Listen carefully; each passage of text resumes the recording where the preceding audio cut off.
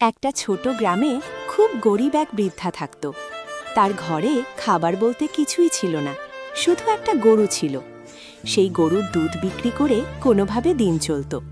কিন্তু বৃদ্ধা ছিলেন শ্রীকৃষ্ণের ভক্ত।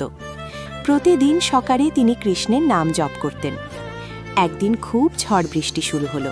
সারা দিনে তিনি একটাও দুধ বিক্রি করতে পারলেন না। রাতে ঘরে মাত্র এক বাটি দুধ ছিল, ওটাই ছিল তার শেষ খাবার। ঠিক তখনই দরজায় টকটক শব্দ হলো। বৃদ্ধা দরজা খুলে দেখলেন একটা ছোট ছেলে ভিজে কাপড় পরে দাঁড়িয়ে আছে। ছেলেটা কাঁপতে কাঁপতে বলল, মা, খুব ক্ষুধা পেয়েছে, একটু দুধ দেবে? বৃদ্ধা কিছুক্ষণ চুপ করে রইলেন, কারণ এটা ছিল তার শেষ খাবার। তারপর মনে মনে বললেন, হে কৃষ্ণ, তুমি আছো, তুমি ব্যবস্থা করবে। তিনি হাসি মুখে সেই শেষ বাটি দুধটা ছেলেটাকে দিয়ে দিলেন। ছেলেটা দুধ খেয়ে মিষ্টি করে হাসল আর বলল, মা, তোমার ভক্তি বৃথা যাদিলা।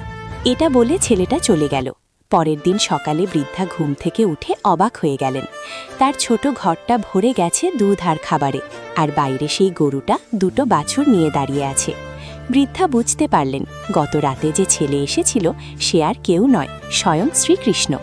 বৃদ্ধার চোখে জল চলে এলো। তিনি হাত জোড় করে বললেন, হে কৃষ্ণ, তোমার লীলা সত্যিই অপার। তুমিও যদি শ্রীকৃষ্ণকে বিশ্বাস করো তাহলে এখনই লাইক করো আর কমেন্টে লিখো, জয় শ্রীকৃষ্ণ।